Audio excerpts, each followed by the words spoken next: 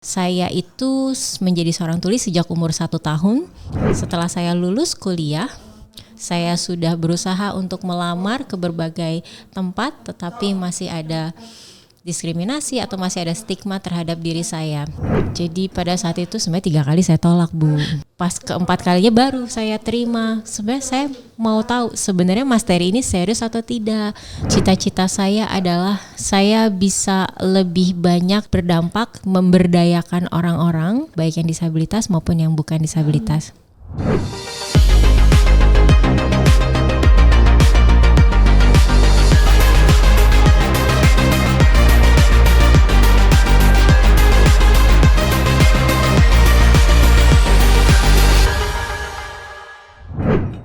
Jumpa lagi Grafo Lovers.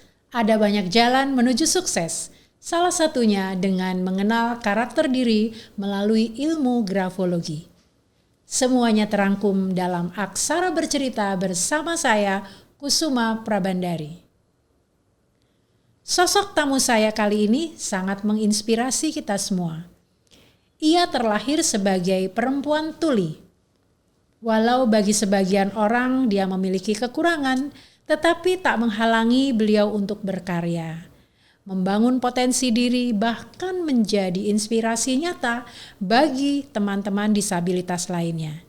Saya perkenalkan Putri Santoso yang sudah hadir di studio. Apa kabar Putri? Alhamdulillah saya baik, Ibu. Terima kasih sudah hadir di studio ini. Sama-sama, Ibu. Dan dalam episode kali ini saya dibantu oleh seorang juru bahasa isyarat dari Pusat Layanan Juru Bahasa Isyarat. Terima kasih Kakak. Oh ya, sebelum kita mengupas lebih banyak sosok Putri Santoso, mari kita simak profil Putri Santoso berikut ini. Terlahir sebagai perempuan tuli, tak menghalangi Putri Sambagita Triswawini Santoso atau yang dikenal sebagai Putri Santoso untuk terus berkarya, menggali potensi diri, berjuang ekstra untuk belajar dan bersosialisasi, hingga menjadi sosoknya yang saat ini menginspirasi banyak pihak. Bukan perjalanan yang mudah, namun Putri membuktikan diri bahwa setiap rintangan adalah tantangan. Sedari kuliah hingga saat ini, Putri terus berkarya dalam sejumlah bidang. Putri mendapat kesempatan mengikuti Young Southeast Asian Leaders Initiative Professional Fellows Program Spring 2023 di Amerika Serikat dan kemudian menginisiasi berdirinya komunitas Rute atau Ruang Interaksi yang kegiatannya memberikan advokasi untuk teman tuli dan disabilitas lainnya. Kita simak obrolan menariknya dalam Aksara Bercerita bersama Kusuma Prabandari. Dalam bahasa isyarat, bagaimana saya menyebut Putri? Iya Ibu, untuk nama saya, nama Putri Santoso, berikut adalah nama panggilnya dalam bahasa isyarat. Karena untuk Putri sendiri bisa disingkat THIE, jadi nama panggil saya seperti gerakan membuat teh. Dan ini nama panggil saya dalam bahasa isyarat. Nah, tujuan adanya nama panggil dalam bahasa isyarat ini agar orang mengenali Putri Santoso itu yang mana. Karena nama Putri ada banyak ya. Jadi ini bisa membedakan Putri Santoso dengan Putri yang lainnya. Dan itulah nama panggil saya dalam bahasa isyarat. Oke, T. Ya, betul. Putri terlahir tuli. Bagaimana Putri menyikapi perbedaan yang dimiliki agar bisa sampai saat ini menjadi inspirasi bagi disabilitas tuli lainnya? Luar biasa ya Ibu, sebagai seorang perempuan tuli, saya pikir tidak mudah dalam menjalani kehidupan ini. Mulai dari saya kecil hingga beranjak dewasa, kemudian saya memasuki perguruan tinggi, saya melihat bahwa kehidupan yang saya jalani hingga kuliah, kalau bisa dikatakan penuh dengan cobaan atau penuh dengan diskriminasi atau tindakan-tindakan lainnya yang membuat saya mungkin juga menangis, bahagia, senang, dan berbagai rasa lainnya yang saya rasakan. Tapi namanya juga kehidupan ya Bu, pasti banyak cobaannya dan itu pasti terjadi di antara kita semua dan kehidupan pun penuh warna. Sebagai seorang tuli, saya itu menjadi seorang tuli sejak umur 1 tahun. Ibu saya baru tahu kondisi ketulian saya ketika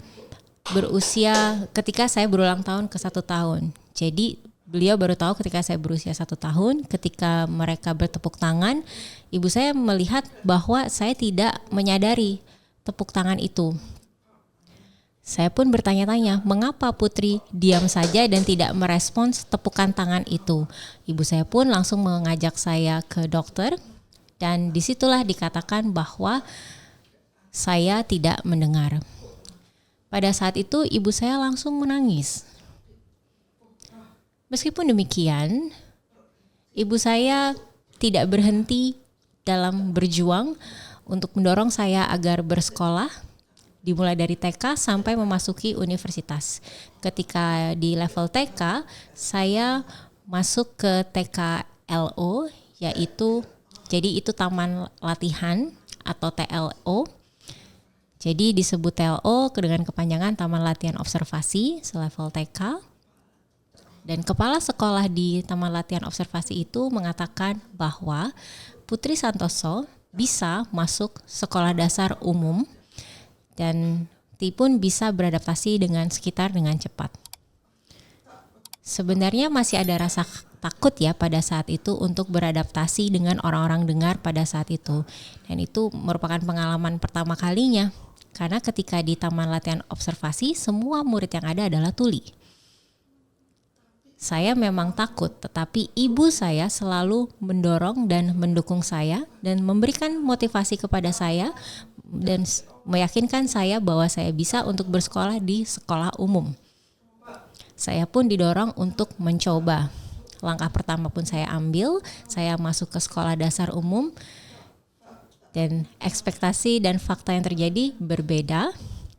Dalam proses beradaptasi itu justru memakan energi saya ya Bu, begitu berat prosesnya dalam beradaptasi dengan lingkungan sekitar. Karena guru-guru di sana mengajar dengan bahasa lisan dan prosesnya seperti saya didikte, saya mencatat apa yang diajarkan dan saya harus beradaptasi dengan teman-teman yang notabene adalah orang dengar semua.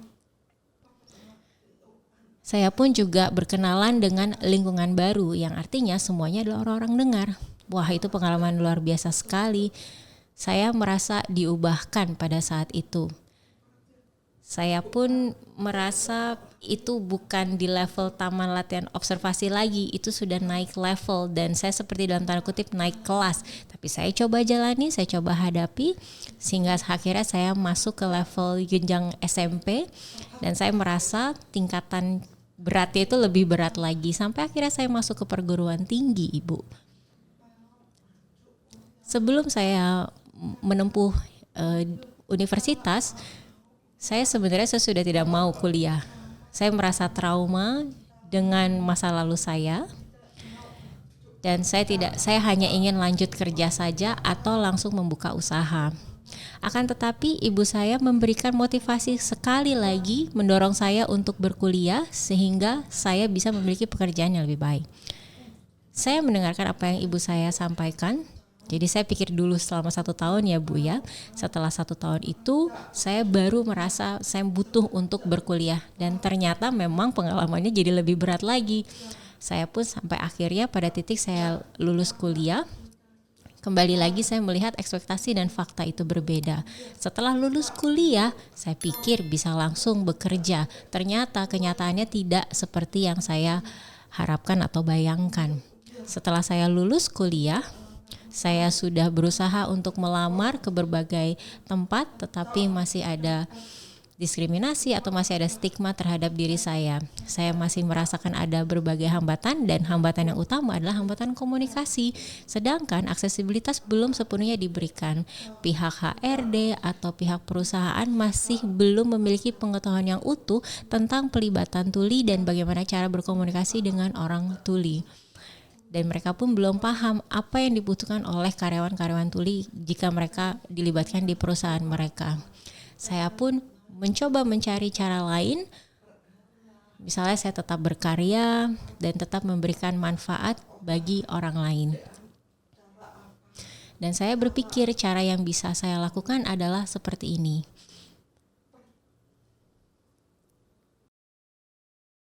Ya, saya pun mencoba untuk berprestasi melalui tulisan atau melalui dengan cara membuat program-program.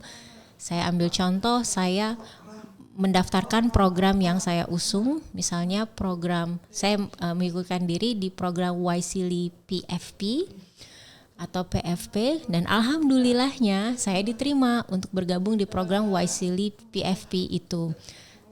Jadi setelah itu saya pun pulang dari negara tersebut dan saya bisa mengimplementasikan proyek tersebut di Indonesia, dan ini bisa menjadi bukti bahwa seorang tuli mampu berkarya.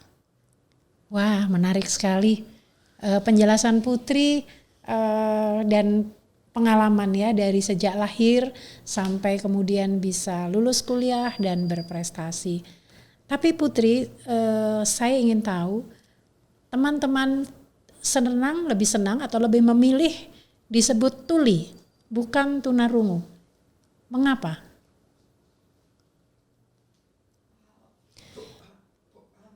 Ini sebenarnya bukan soal suka atau tidak suka, tetapi bagaimana kami nyaman dengan istilah tuli tersebut.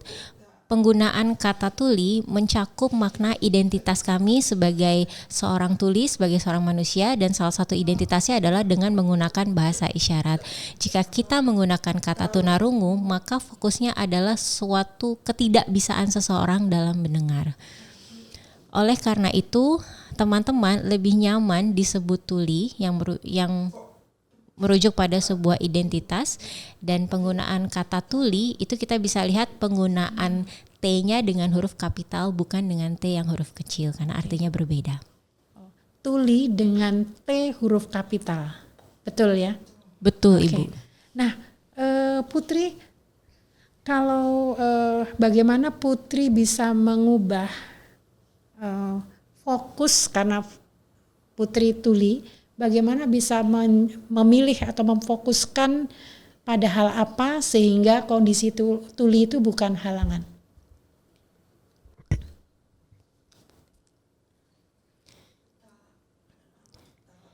Ya, saya bisa memfokuskan atau mengubah pola pikir saya adalah dengan saya berangkat dari masalah yang saya hadapi. Dari masalah yang dihadapi tentu harus bisa dicari solusinya. Saya memiliki hambatan dalam berkomunikasi atau terkendala dalam berkomunikasi. Maka saya lihat dulu masalahnya adalah ini dan bagaimana kita berpikir untuk menghilangkan hambatan tersebut. Nah, cara-cara yang saya lakukan misalnya dengan membuka usaha, dengan demikian bisa mendukung teman-teman juga dalam beradvokasi ke perusahaan-perusahaan, ke sekolah-sekolah untuk mengedepankan solusi tersebut sehingga lingkungan yang inklusif pun bisa tercipta. Kalau menurut Putri sendiri, bagaimana dukungan dari pemerintah, misalnya akses lapangan kerja, sarana prasarana, kemudian penerimaan perusahaan, dan juga pada masyarakat sendiri secara umum. Bagaimana menurut Putri, apakah dukungan itu sudah cukup?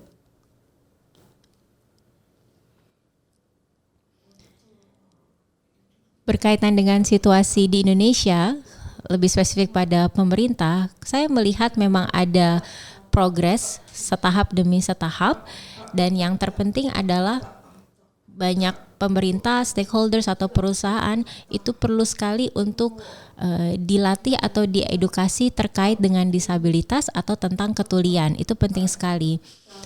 Kita ambil contoh bagaimana jika perusahaan ataupun pemerintah mau merekrut tuli atau disabilitas lainnya untuk bekerja. Pasti ada aspek-aspek yang harus mereka perhatikan seperti cara berkomunikasi, dan disabilitas atau tuli pun juga bisa dilibatkan dalam dunia pekerjaan. Kita ambil contoh pihak HRD perlu dilatih untuk cara wawancara kerja jika mau merekrut calon karyawan tuli. Karena berhadapan dengan tuli dan berhadapan dengan disabilitas lainnya itu beda treatment atau beda cara menghadapinya. Ketika kita mau menginterview calon karyawan tuli, otomatis ini bukan sesuatu yang sederhana. Harus ada aksesibilitas yang diberikan seperti halnya layanan juru bahasa isyarat. Ya, itu saya ambil contoh satu seperti itu, Ibu Kusuma. Oke, berarti memang perlu dukungan ya dari banyak pihak, terutama perusahaan-perusahaan tadi yang disampaikan Putri. Perusahaan-perusahaan harus punya metode atau cara yang berbeda dalam merekrut teman-teman disabilitas tuli, seperti itu ya. Sekarang Ya, betul sekali. Sekarang Putri berkiprah di bidang apa saja saat ini? Pada saat ini saya lebih memfokuskan diri pada tindakan advokasi pada perusahaan-perusahaan atau universitas-universitas atau sekolah yang notabene adalah orang-orang dengar, sehingga mereka boleh lebih terbuka dan menerima tuli. Harapannya adalah Indonesia bisa lebih ramah atau lebih inklusif tentu saja. Yang kedua, saya pun juga menjalankan usaha. Dan fokus usaha saya adalah food and beverages. Oke, jadi ada 2 kegiatan dari Putri, yaitu advokasi untuk teman-teman disabilitas, dan yang kedua adalah ada bisnis ya, yaitu beverages. Oke, boleh diceritakan? Saya mendengar ada perkumpulan atau apa namanya, rute, ada apa, kelompok, perkumpulan atau organisasi, bisa diceritakan apa itu rute? Ya Ibu, rute ini sebenarnya baru lahir ya. Wadah ini baru lahir. Jadi rute merupakan sebuah program yang saya usung ke YSEALI PFP. Setelah saya pergi dan belajar tentang komunitas, saya sebenarnya ditanya tentang proyek yang ingin saya bawa untuk saya terapkan di Indonesia. Oleh karena itu lahirlah rute. Rute ini merupakan akronim dari ruang interaksi. Jadi ini merupakan sebuah wadah orang tuli dan orang dengar menjalin interaksi, sehingga komunikasi pun bisa terjalin dan orang tuli orang dengar cara mengadvokasikan kebutuhan mereka, cara mensosialisasikan diri mereka sendiri secara lebih luas. Harapannya adalah melalui rute ini inklusivitas boleh lebih terjadi dan lebih nyata. Dengan demikian diskriminasi pun juga lebih minim dalam praktiknya. Oke. Jadi ini rute adalah organisasi yang diinisiasi oleh Putri untuk mengadvokasi dan menjadi ruang interaksi bagi tuli dan dengar, seperti itu ya. Betul Ibu. Oke, ya. Kalau kita bicara organisasi, mungkin rute ini belum di level organisasi, tetapi masih pada level komunitas. Komunitas, oke. Untuk kegiatan bisnisnya apa Putri? Ya, bisnis dan usaha yang kami jalani adalah kopi tuli. Kopi tuli ini bisa kita singkat Koptul ya Ibu ya. Betul. Ya, Koptul ini berangkat kembali lagi dari sebuah masalah yang kami hadapi sebagai tuli untuk mendapatkan pekerjaan. Jadi kami melihat solusi agar tuli-tuli ini bisa bekerja, karena tuli-tuli ini memiliki kemampuan. Jadi dibukalah sebuah usaha yang bisa merekrut orang tuli untuk berkarya. Nah, konsep Koptul ini bisa kita lihat seperti ini. Konsep dibangunnya Koptul ini adalah didirikan oleh tuli dan melibatkan semua stafnya adalah orang-orang tuli. Koptul atau kopi tuli merupakan sebuah media untuk berkomunikasi juga Ibu. Jadi Koptul ini bisa menjadi solusi atas keterlambatan komunikasi yang sebelumnya terjadi antara tuli dan dengar. Bagaimana bisnisnya? Sudah semakin maju? Ya, alhamdulillah bisnis ini ya pasti setiap usaha ada naik turunnya ya Ibu, karena seperti roller coaster ya. Semua bisnis pasti memiliki fase itu karena banyak faktor yang melatar belakangi juga. Oke. Menarik sekali ya. Sudah punya bisnis sendiri Putri. Nah, ya, saya pun masih belajar kok Ibu. Oke. Sekarang bagaimana cara Putri memberdayakan teman-teman tuli? Apakah teman-teman direkrut dalam bisnisnya atau Putri membantu mereka untuk mencarikan tempat berkarya, bekerja, atau seperti apa cara Putri memberdayakan teman-teman tuli? Iya Ibu, pada awalnya saya punya sahabat yang bernama Adika. Adika pada saat itu punya pengalaman yang sama dengan saya, yaitu sulit untuk mendapatkan pekerjaan. Jadi kami memiliki ide untuk membuka usaha bersama. Saya bertanya kepada Adika tentang usaha yang ingin dia lakukan. Saya katakan bahwa kamu bisa mulai usaha dari hobi dulu. Kita bisa berangkat dari hobi dulu. Setelah dipikir-pikir, Adika pun merespon saya bahwa dia suka minum kopi. Wah, bagus itu, kata saya. Akan tetapi banyak sekali ya Ibu kedai kopi bermunculan pada saat ini dan bisnis ini sudah menjamur. Lalu saya katakan, wah kita tenang aja, kita coba konsep kedai kopi yang berbeda. Nah dia bertanya, bedanya seperti apa? Jadi kedai kopi yang didirikan ini sebelumnya kan belum ada ya yang diinisiasi oleh yang tuli dan dengan membawahi orang-orang tuli. Maka itulah menjadi ide kami untuk membuat Koptul ini. Dan dalam penyajian menunya itu tidak hanya dalam bentuk tulisan tetapi juga ada dalam abjad jari dalam bahasa isyarat Indonesia. Jadi formatnya visual. Selain itu juga ada deskripsi dari menu-menu yang disajikan. Mungkin menunya masih sedikit tetapi ya cukup lumayan lah. Jadi kami berproses dari tahun 2018 sampai sekarang. Ya Ibu, alhamdulillah bisnisnya awet dan bisa dibilang masih bertahan. Teman-teman sendiri pun senang dan mereka merasa bahwa mereka bersyukur karena dimentori oleh orang tuli itu sendiri ya. Karena dengan demikian komunikasinya bisa berjalan dengan lebih gampang dan mudah. Belum tentu Ibu kalau misalnya orang dengar yang mementori atau mengajari orang tuli ya. Jadi kita lihat lagi, biasanya orang tuli itu ada kalanya lebih nyaman dimentori oleh orang tuli sendiri dibanding atau dengan orang dengar. Dan orang-orang yang bekerja di kopi tuli semuanya secara utuh dimentori oleh orang tuli.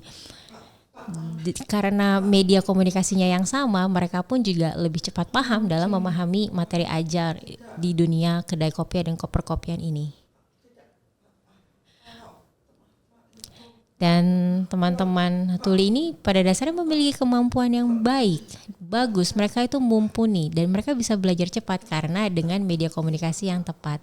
Kembali lagi, yang penting adalah bagaimana kita bisa menyamakan cara berkomunikasi kita. Terima kasih Ibu. Putri, menurut Putri sendiri pencapaian apa yang sudah Putri raih sampai saat ini? Yang sudah saya capai ya Bu. Yang sudah dicapai. Ya, sudah memberikan dampak bagi orang-orang di sekitar Ibu. Saya pikir itu. Yang kedua adalah sudah memberikan bantuan, dukungan bagi orang untuk yang ingin membuka usaha. Kemudian sudah membantu orang supaya lebih mandiri dalam dunia pekerjaan atau di ranah pekerjaan. Luar biasa. Terima kasih Ibu. Nah, tentu saja Putri tidak sendiri ya. Semua yang dilakukan Putri pasti ada dukungan dari support sistemnya ya, keluarga mungkin. Apakah Putri sekarang sudah berkeluarga? Boleh cerita tentang keluarganya?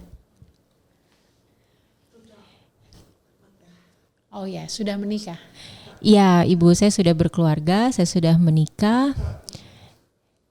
Boleh cerita? Iya Ibu, boleh. Jadi pada awalnya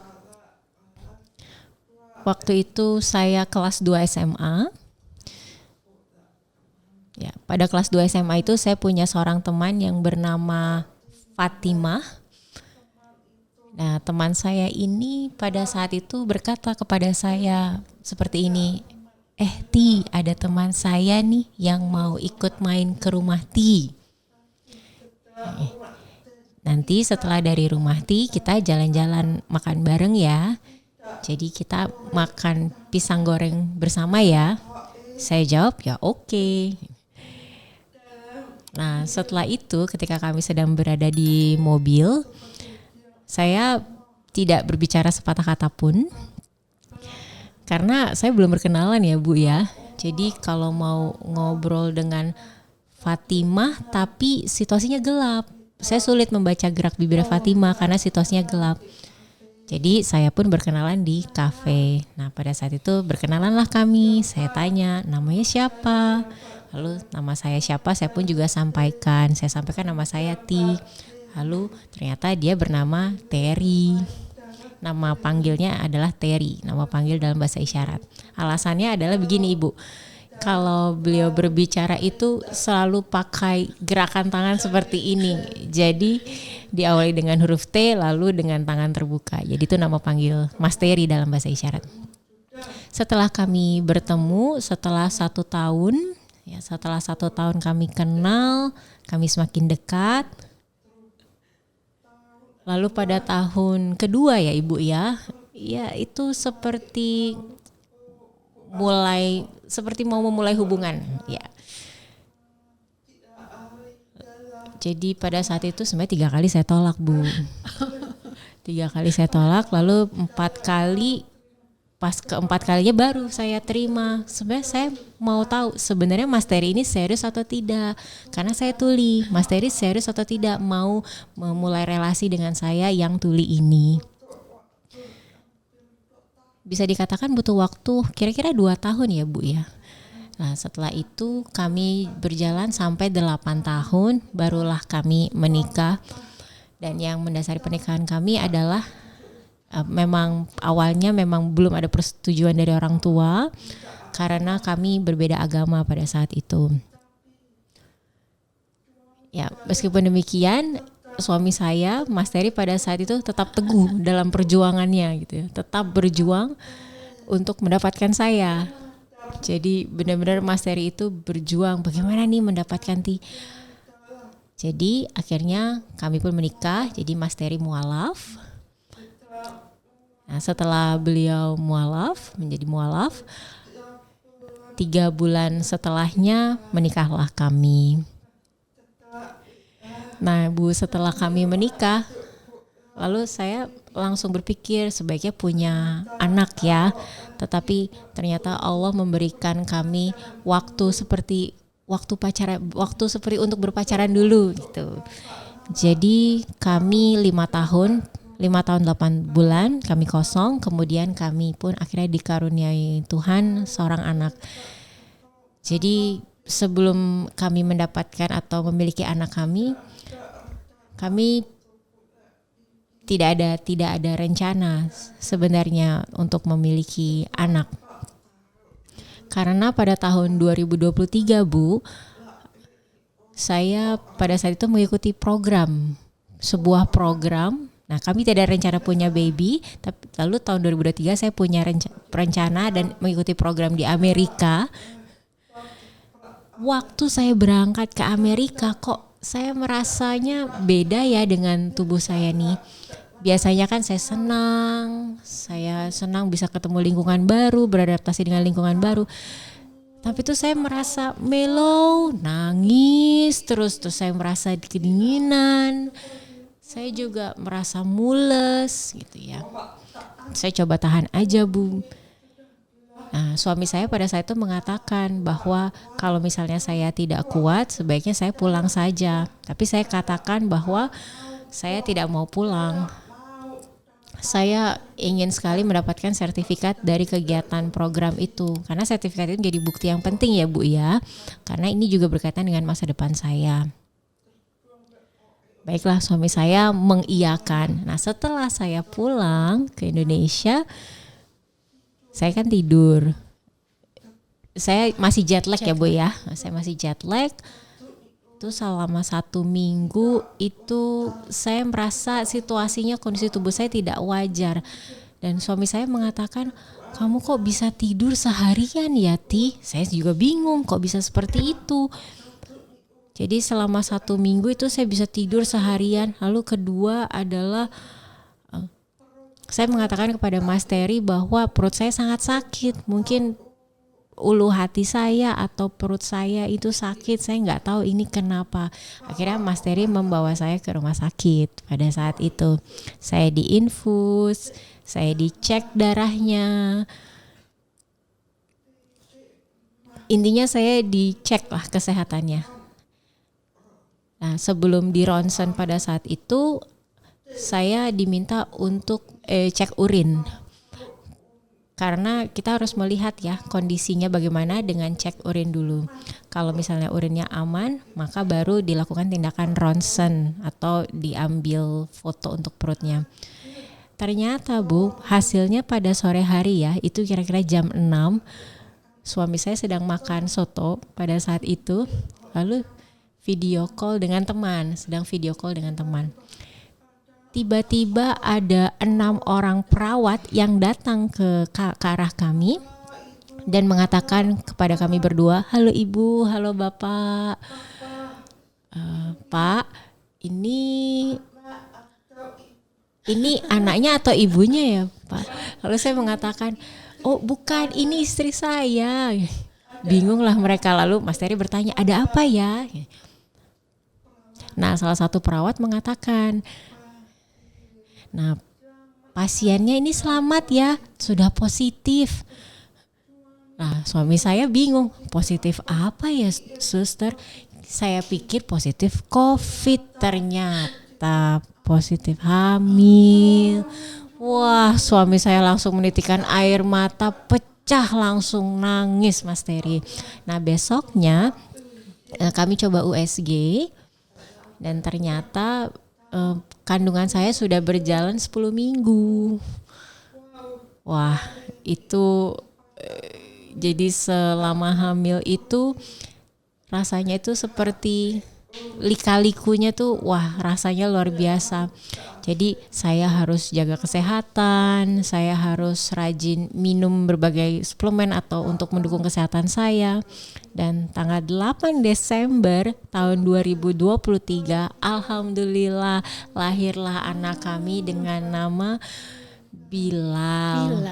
Karena namanya Bilal karena artinya kan air ya Ibu. Dan itu dia lahir pada tahun air. Oh begitu, aduh selamat Putri. Jadi sekarang baby Bilal sudah hampir 1 tahun usianya. Boleh tahu bagaimana? Betul. Mohon maaf, apakah Bilal terlahir sudah terdeteksi dia normal dengar? Ya, Bilal alhamdulillahnya terlahir dengar. Nah, bagaimana pola asuh Putri dan suami dalam mengasuh anak yang sekarang masih kecil ya, masih baby, sementara kan Putri tuli dan suami dengar. Bagaimana pola asuhnya? Ya, pola asuh kami berdua adalah ini menjadi sebuah pembelajaran baru bagi kami orang tua baru ya Bu. Jadi kami punya anak, rasanya sebelum punya anak dan punya anak itu beda ya rasanya. Kami mulai belajar cara mengatur waktu tidur, itu pertama, mengatur waktu untuk menyusui Bilal, dan kami juga belajar mengatur cara mengganti popoknya. Wah macam-macam deh Bu. Nah biasanya saya yang tuli ini kan tidak mendengar suara anak yang menangis.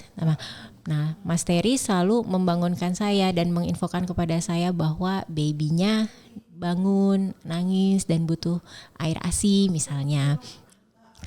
Ya setiap kali anak saya menangis ketika tidur, maka Mas Terry membangunkan saya dengan menepuk saya. Dan ketika anak kami mulai besar, anak kami mulai tahu ya cara memanggil saya, menarik perhatian saya dengan menarik rambut saya atau mencubit lengan saya. Dan jadi ini menjadi kode dari Bilal untuk memanggil saya. Memanggil saya Mami, Jadi tapi dengan diajarkan- wajah syarat. Jadi diajarkan bagaimana berkomunikasi dengan Mami Tuli dan Papi Dengar. Diajarkan komunikasi dengan bahasa isyarat kan?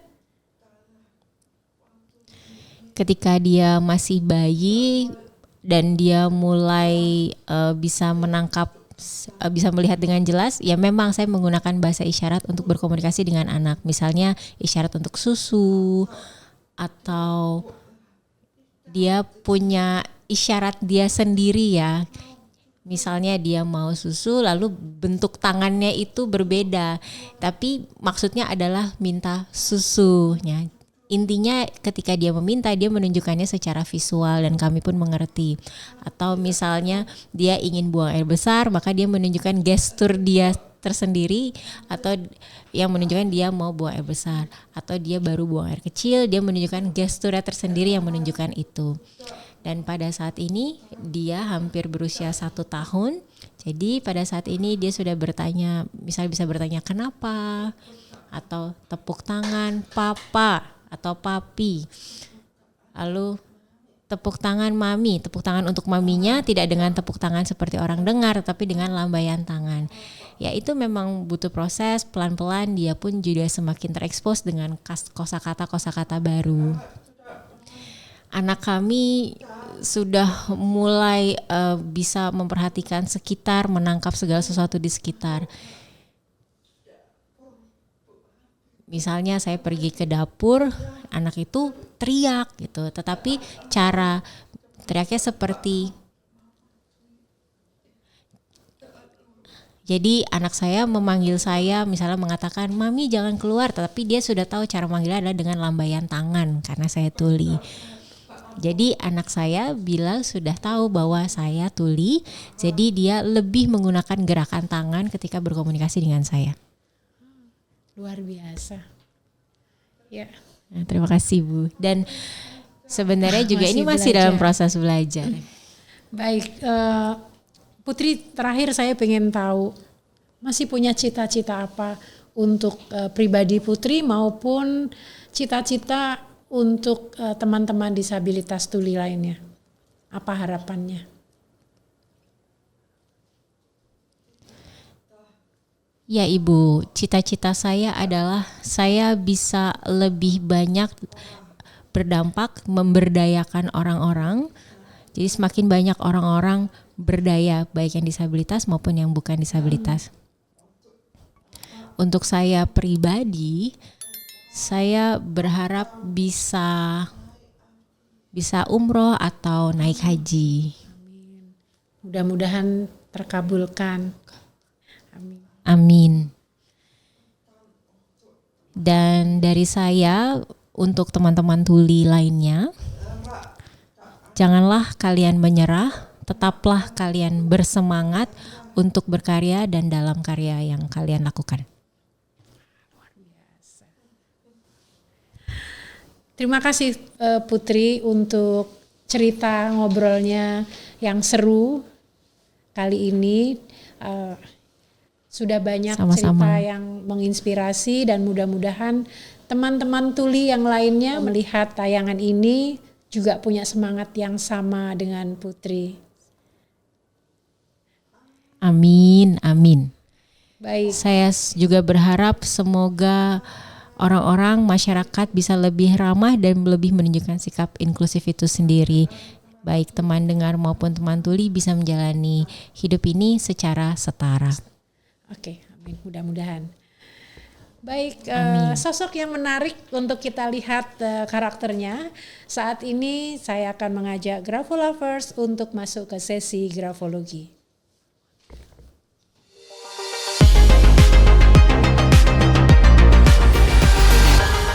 Terima kasih kepada Putri yang bersedia menuliskan sebagian kisah pribadinya, khususnya perjuangan Putri mendapatkan pasangan hidup, menikah dan memiliki putra. Ini tulisan tangan Putri yang sudah diberikan kepada saya. Grafolovers, dalam kesempatan ini saya akan menjelaskan secara singkat tentang apa itu grafologi. Seperti sudah saya sampaikan bahwa tulisan tangan dapat menggambarkan karakter manusia dengan analisis grafologi. Mengapa bisa demikian? Ya, karena pada dasarnya karakter manusia itu terbentuk dari kumpulan memori sepanjang hidup yang tersimpan di pikiran bawah sadar, bahkan sejak dia berada dalam kandungan hingga saat ini. Otak sebagai pusat susunan syaraf memerintahkan tangan untuk menulis dan disitulah karakter manusia tergambar. Apa saja yang perlu diperhatikan dalam menganalisis tulisan tangan? Seperti tulisan tangan Putri Santoso kali ini, kita bisa memperhatikan margin tulisan atau jarak antara tulisan dengan media kertas yang digunakan. Juga kita bisa melihat baseline atau garis dasar, kemiringan tulisan, zona tulisan yaitu zona atas, zona tengah, dan zona bawah dari setiap huruf, ukuran huruf dan tanda baca serta tanda khusus lainnya.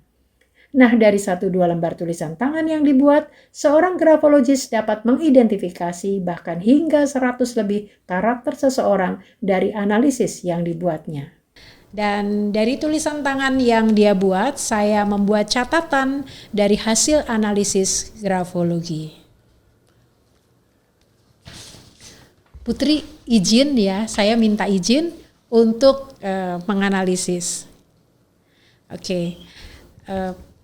Perhatian pertama saya adalah pada margin tulisan. Nanti saya akan tunjukkan dalam videonya.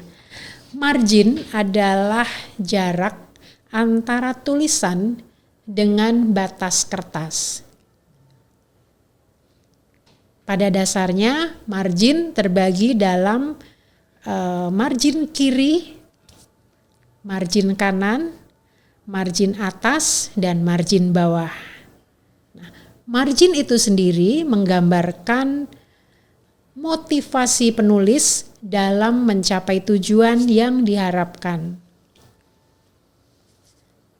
Sekaligus juga mengindikasikan bagaimana penulis bersandar pada masa lalunya dan menghadapi tantangan masa depannya. Dalam grafologi, penting kita mengenal margin.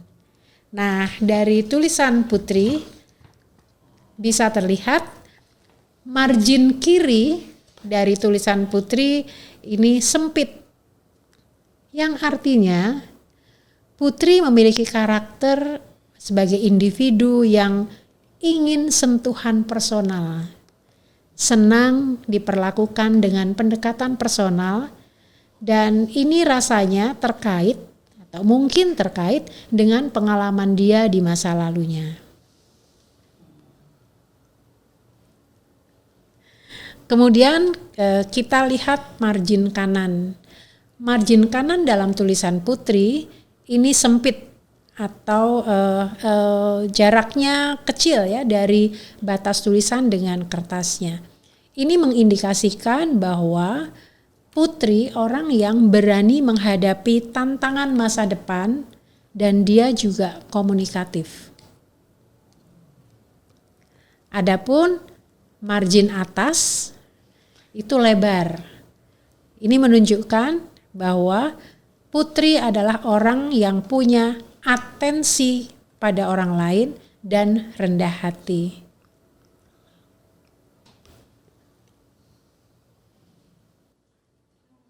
Terima kasih, Bu. Sama-sama. Wah, hasil analisis Ibu bisa saya katakan saya sepakat sekali. Oke, baik, itu baru margin. Sekarang saya akan bicara mengenai baseline tulisan atau baseline atau garis dasar dalam menulis. Pada dasarnya berkaitan dengan cara orang mencapai tujuan. Jadi ada orang yang menulisnya itu lurus, ada yang naik, menanjak, ada juga yang turun. Nah, dalam tulisan Putri, baseline-nya lurus dan ritmenya baik. Ini menggambarkan bahwa Putri adalah orang yang dapat diandalkan, dia bekerja dengan terstruktur, responsif, dan teratur. Jadi orang dengan tulisan yang lurus dengan ritme yang baik, sekali lagi dia dapat diandalkan, bekerja terstruktur, responsif, dan teratur. Bagaimana Putri? Setuju Bu, sepakat. Betul banget Bu. Oke, baik. Kemudian ada juga yang saya lihat dari slant atau kemiringan. Slant, kemiringan. Slant atau kemiringan menggambarkan cara seseorang yang bagaimana dia berhubungan dengan lingkungan sosialnya secara emosional. Dalam grafologi dikenal right slant atau miring ke kanan, left slant miring ke kiri, atau vertical slant atau tegak. Jadi tulisan itu ada orang yang gaya menulisnya condong ke kanan, condong ke kiri, atau tegak. Nah, Putri menulis dalam tulisannya sangat jelas bahwa dia memiliki gaya menulis vertical slant atau tegak ke atas. Tidak miring ke kanan, tidak juga ke kiri. Ini menggambarkan bahwa Putri adalah individu yang memiliki konsentrasi yang baik. Mau menerima saran. Bisa mengatur emosi. Tidak memihak. Objektif. Dan kalau ada emergensi, dia menghadapi dengan kalem.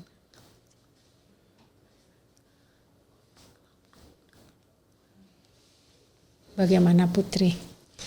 Sepakat Bu dengan analisis Ibu. Seperti yang tadi saya sampaikan, ketika saya menghadapi masalah, saya tetap tenang menghadapinya. Berdasarkan pengalaman dari persoalan yang terjadi dalam situasi genting, saya itu tenang, suami saya yang panikan. Tapi saya selalu ketika beliau panik, saya mencoba mengajaknya untuk tetap tenang menghadapi persoalan.